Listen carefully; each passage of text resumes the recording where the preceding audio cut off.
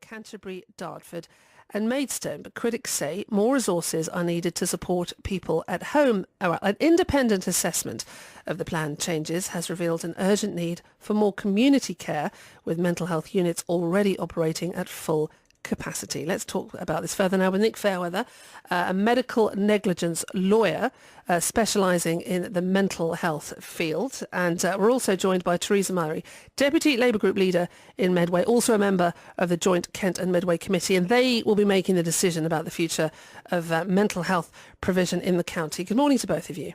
Good morning. Nick Fairweather, let's start with you. We're talking really a sense. We had 6 acute mental health units here in Kent. We lost Ashford and Thanet. The proposal is we lose Medway as well, which leaves us with 3. What do you think about that plan? Well, I think it's bad news, and you're quite right to start by highlighting the fact that this is part of a rolling agenda of closing mental health sites throughout Kent. And that can't be good news for patients or their carers, because it means that people are displaced from their local community at a time of crisis and great vulnerability. And it means that they're going to have to, people who are close to them are going to have to travel across the county to see them while they're in hospital. So I think that's a bad situation, and my preference would very much be for a service to remain in the Medway area. But this is an independent report. Experts from Kent County Council and Medway Council went in, they looked at the facilities we have now, they went into Medway Maritime Hospital, and in their view they said the wards there, very poor design and location, we agree that should close. And they also said that by closing this, saving that money, putting it back into the community, it creates an opportunity to improve the quality of inpatient care with improvements to staffing levels, therapies, staff cover arrangements, research opportunities, specialist services, the management of risk. They can only really see the upsides. They do say that we need to see this significant reinvestment and we want to know where it's going, but they can only see upsides. Why are you so cynical? Well, you see, a mental health provision and a mental health service is more than just the bricks and mortar that it happens to be housed in at any given time. And I think there is unanimity in respect to the fact that Maidstone, its current facility where it's based and it intermingles with other wards and things, isn't ideal. But you know, the authors of this report were faced with something of a fait accompli, because it's the fact that there's no money available is what they're being told to build a new facility in Medway. And so it's not really, that was something that was really presented to them before they even began the report.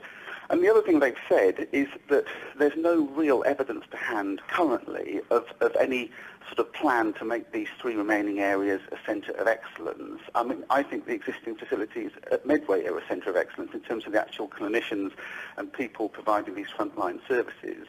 And what we mustn't lose sight of is that we're losing acute beds here across the county. Take out the geographical context to this. We are losing acute beds, and the current facilities are running at 100% when they should be running at 85% in terms of the acute beds.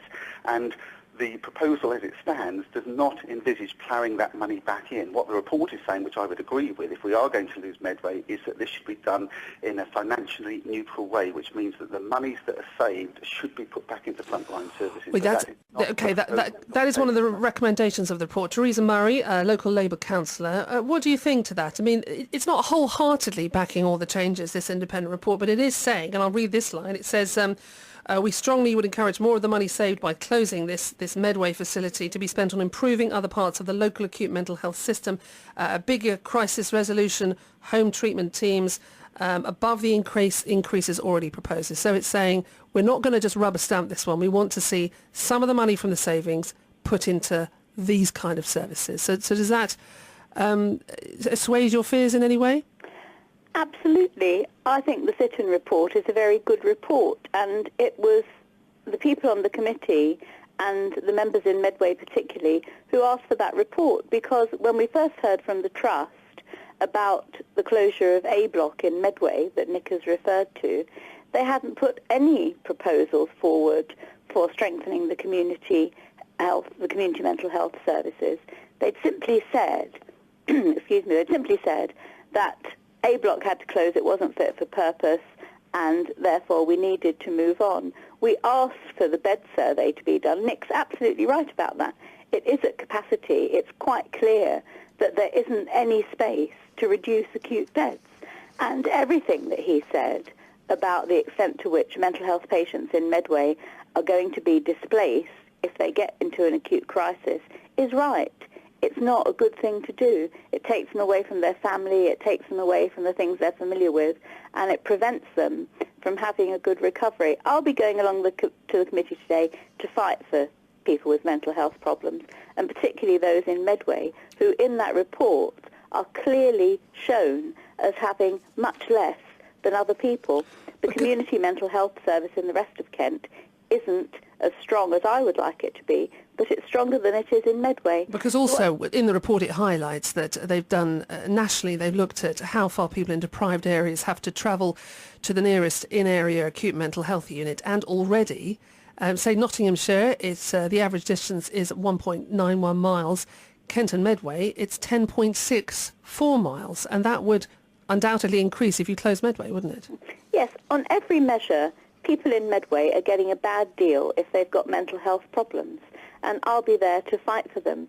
One of the things that the report, not the independent report, but the papers that we've received about the committee today, one of the things it completely ignores is the stand that the police made, and in fact I was on Radio Kent talking about this, the stand that the police made by saying they're absolutely fed up and desperate with the way the mental health crisis team doesn't deal with people in a crisis, and quite often they find that they have to deal with vulnerable people for whom they haven't got any expertise to help. That's right, and they have to often deal with them themselves and then take them onto a unit, maybe out of the county, which actually has a bed. Nick Fairweather, final word to you. What is to be done then? If savings have to be made, what is to be done? Well, people looking at this as a short-term measure, one can point and say, look, there's some savings.